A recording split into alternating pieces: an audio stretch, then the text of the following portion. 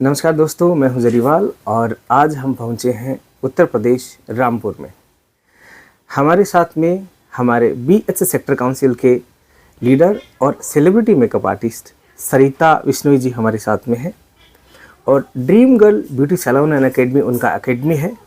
वहाँ पे ये हम लोग वीडियो शूट कर रहे हैं और आज वीडियो बनाने का हमारा एक ही मकसद है कि इनकी जर्नी के बारे में जानते हैं ताकि हमें सीखने को मिले और आने वाले जो बच्चे हैं वो इनसे सीख सके, क्योंकि काफ़ी एक्सपीरियंस और काफ़ी एक्सपर्टीज़ इनके साथ में जुड़ी हुई है और सोशल वर्क के साथ साथ में और भी अलग अलग कार्यक्रम में भाग लेते रहते हैं और अपने लाइफ और अपनी फैमिली में सेटल लाइफ जीते हुए हमारे बीच में एक बहुत ही खूबसूरत सेलिब्रिटी आर्टिस्ट है Sarita Bishnoi. Thank you. Hello friends, मेरा नाम सरिता बिश्नोई है और मेरा जो सैलून है ये ड्रीम गर्ल सैलून है और इसमें मैं एकेडमी भी ओपन की हुई है। बच्चों को, स्टूडेंट्स को सिखाती हूँ, जिनको जो नॉलेज देनी होती है वो देती हूँ। प्रोफेशनल मेकअप आर्टिस्ट का कोर्स भी होता है मेरे यहाँ और hairdo, Russian hairdo, all in one सब कुछ है। ओके, सरिता जी, सबसे पहले तो आपका स्वागत है इस वीडियो में, इस सीरीज़ के अंदर। और तो सबसे पहले अपने बारे में बताइए कि आपकी जर्नी कैसे शुरू हो गई और कितने साल हो गए, मतलब एकदम बहुत डिटेलिंग में चाहिए हमें वीडियो पूरा, ताकि में तो चाहिए लेकिन मुझे तो लगता है 25 साल से ज़्यादा ही हो गए होंगे। हाँ जी, हाँ जी। तो मुझे शौक था, जब मैं छोटी थी तो मेरी भाभी को मैं ऐसे रेडी कर देती थी, कभी कोई हेयर रू कर दिया, कभी कैसे स्टाइल कर दिया, कभी उनके मेहंदी लगा दी। तो सब लोग कहते थे तो ये वाला क्यों नहीं काम करती है, लेकिन घर में अलाउ नहीं था, भैया लोगों को नहीं पसंद था कुछ भी, कहते थे अपने घर जाके करना जो करना है, यहाँ पे कुछ नहीं होना है। तो फिर सोचा ही नहीं कभी इसके बारे में। फिर शादी हो गई और मेरे को लगता है कि जब मैं खाली रहती थी, परेशान रहती थी, तो फिर मुझे लगा कि नहीं, मुझे अपना वही चीज़ ज्वाइन करनी है। तो तब मैंने सोचा कि मुझे इसमें आना है, मेकअप में आना है। ओके। और इस इंडस्ट्री में जब आप आए हैं तो वो कहते नहीं, हर किसी का एक गॉड फादर होता है। और ये जब हम इंटरव्यू शूट कर रहे हैं तो हमने इससे पहले कोई डिस्कस नहीं किया है। तो मैंने आपको यही बोला है कि मैं कुछ ही पूछूं तो आप बिल्कुल सही चीज दीजिए, सही जवाब देंगे क्योंकि आपकी जर्नी इतनी इंटरेस्टिंग रही है और आप भी बहुत ही अभी भी इतने एक्सपीरियंस होने के बावजूद भी बहुत पैशनेटिक रूप से जो काम करते हैं आप, तो उससे इंस्पिरेशन होते हैं। तो जब कहते हैं कि हर इंडस्ट्री में हर किसी का एक गॉड फादर होता है जो उसको खींच के लेके आता है कहीं ना कहीं। तो उसके बारे में कोई कहीं इंस्पिरेशन मिला? गॉड फादर में क्या बताऊँ, बस मुझे ये लगता था कि मेरे को अपने बच्चों को बहुत काबिल बनाना है, कुछ करना है। तो अगर मैं कुछ कर पाऊंगी तभी मैं बच्चों को अच्छा भविष्य दे पाऊंगी, क्योंकि मुझे अर्निंग का जरिया देखना था। तो गॉड फादर तो मैं खुद की हूँ, क्योंकि मुझे ही लगा कि नहीं, मुझे लग्जरी चीज़ें देनी है, लग्जरी देना है। क्योंकि हमारे जॉब में हस्बैंड कमा रहे थे, सब कुछ था, लेकिन एक लग्जरी लाइफ जो होती है ना, वो मुझे अट्रैक्ट करती थी कहीं ना कहीं। तो मुझे लगता था कि एक्स्ट्रा इनकम, अच्छा। और बच्चों को अच्छा सेटल, सबसे पहले बच्चों का भविष्य था सेटल करना। तो मुझे इस कॉलेज में पढ़ाना, इस स्कूल में पढ़ाना। तो फिर मैंने सोचा कि यार अर्निंग करना है मुझे। सबसे पहले मैंने जो स्टार्टिंग की थी, हॉबी ट्रेनिंग सेंटर मैंने खोला था, जिसमें मैं सॉफ्ट टॉयज, पेंटिंग्स और पार्लर का ऐसा कोर्स। मतलब मेरे हस्बैंड कहते थे, अरे तुम्हें क्या करना है, अच्छा खासा तो चल रहा है हमारे जीवन नहीं, और लेडीज कमाएंगी तो फिर वो घर को ध्यान नहीं दे पाएंगी। तो मैंने कहा नहीं, सब कुछ चलेगा, साथ साथ सिस्टम से रखेंगे हम। तो मैंने अपने आप ही हॉबी ट्रेनिंग सेंटर शुरू किया। उसमें मेरे पास बहुत बच्चे आते थे, 9 बजे से मैं बिजी हो जाती थी। बच्चे उसके, कोई पेंटिंग सीखता था, कोई मेटल पेंटिंग सीखता था, पेंटिंग भी हर तरह की होती थी। तो मैंने काफ़ी काम पहले इस तरह किया है। वहीं से जब मेरे हस्बैंड को लगा ये नहीं मानने वाली है, अच्छा, तो तब उन्होंने बोला चलो यार, जो तुम चाहती हो कर लो।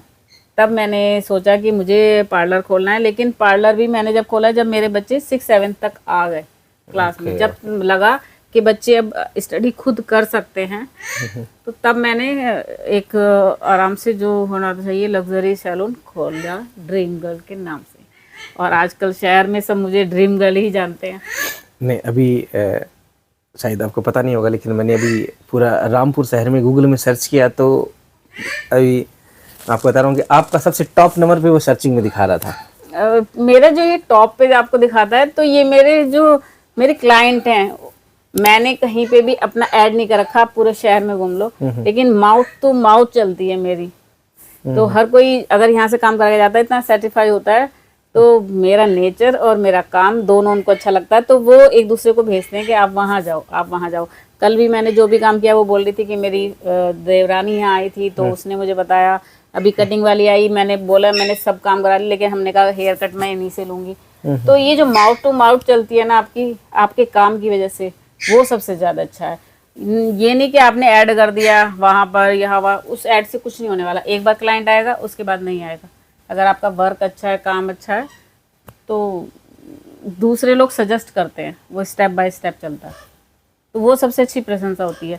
मैंने अगर मेकअप करती हूँ कभी भी, जब मेरे पास मेकअप वाला बैठा होता है बंदा, तो मैं ये नहीं देखती कि इसने क्या मुझे चार्ज दिया है। फिर मुझे ये लगता है कि इतना परफेक्ट होके जाए कि कुछ लोग जो भी देखें, और या खुद ये भी और इसकी फैमिली भी दोबारा से यही बोले कि भाई कहाँ मेकअप कराया था। मुझे वो प्रशंसा चाहिए बस, और उसी लगन से मैं काम करती हूँ। ओके, ये तो रहा आपका भाई एक सफ़र और एक पार्लर की शुरुआत रही है जी। अभी आप मुझे ये बताइए कि अपने जो सैलून्स है उसमें क्या क्या सर्विसेज है, सर्विसेज के अलावा क्या है, थोड़ा सा उसके बारे में बताइए। सर्विसेज तो देखिए सैलून में जो भी चलता है वो सब है। नेल आर्ट है, मेहंदी है, और रिबॉन्डिंग, नैनोप्लास्टिया, हेयर का काम, मेकअप का काम, सभी है मेरे पास टोटल। आपको जो सर्विस करवानी हो कराइए आराम से। बहुत सारे बच्चे हैं जो आपको देख के चाहते हैं कि अभी ये वीडियो एक्चुअली कह रहा है कि पूरे भारत में जाएगा, तो वो आपसे कहीं ना कहीं कांटेक्ट करेंगे। तो आप अपने एकेडमी का एक संक्षिप्त में एक लोकेशन बता दीजिए कि लोकेशन कहाँ है आपका ये। हाँ, वैसे गूगल पे भी डालेंगे ना आप, dream girl beauty salon Rampur, तो गूगल पे मेरा लोकेशन डला हुआ है, मिल जाएगा सबको, आसानी से मिल जाएगा। क्योंकि मेरे काफ़ी बंदे आते हैं, जैसे मुरादाबाद भी है, चंदौसी, यहाँ नैनीताल, रामनगर, सब आराम से लोकेशन डाल के आ जाते हैं। और वो कहते हैं, मैं बोलती भी हूँ यार आप मुरादाबाद से यहाँ आ रहे हो, रात का टाइम है, मेकअप का टाइम हो चुका है, आप लेट हो जाओगे। वो बोलते नहीं मैडम आप ही के पास आना है हमें, तो वो लोकेशन डाल के इधर आ जाते हैं। मैं कहती हूँ भाई मुरादाबाद पास में, आप वहीं सैलून ले लो, आप यहाँ तक आओगे लेट हो जाओगे, मुझे भी लेट हो जाएगा। बट नहीं, वो यहीं आए, पुलिस वाले लोग बंदे थे, 3-4 लोग, वो यही तैयार हुए, और बल्कि काफ़ी लेट हो गए थे, 3-4 मेकअप थे, तो किया, कह रहे नहीं हमें आपसे ही कराना है।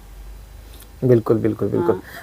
अभी बहुत सारे बच्चे ऐसे हैं जो रामपुर में रहते हैं, अभी कॉलेज की छुट्टियां भी हो रही हैं, कॉलेज की किसी का ज्वाइनिंग हो रहा है इस तरीके से, तो बहुत सारे बच्चे सीखना चाहते हैं क्योंकि ये एक बहुत बड़ा फील्ड बन गया है।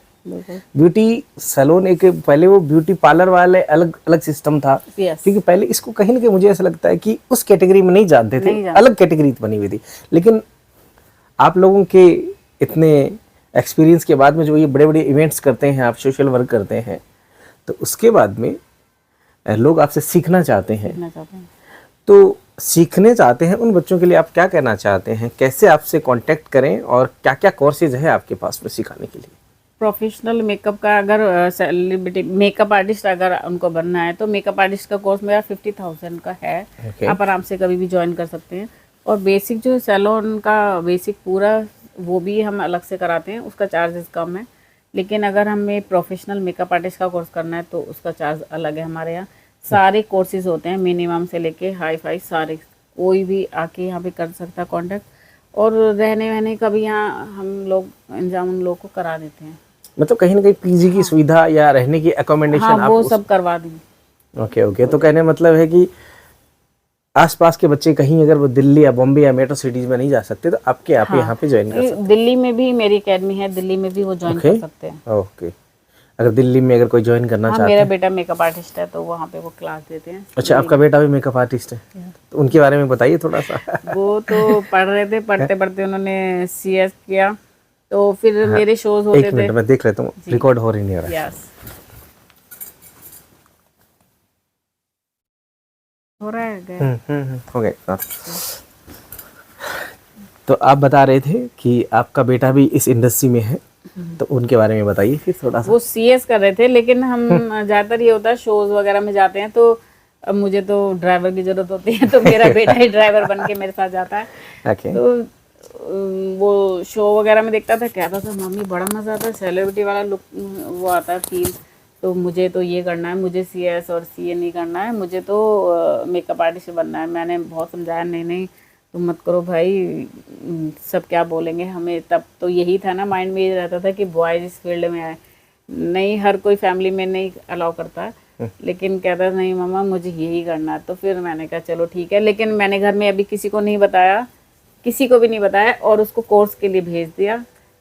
बाहर से कोर्स इसलिए कराया क्योंकि माँ के पास कोर्स करता तो इतना लापरवाही रहती, ये नहीं बोली, तो मैंने इसको कोर्स पहले बाहर से कराया।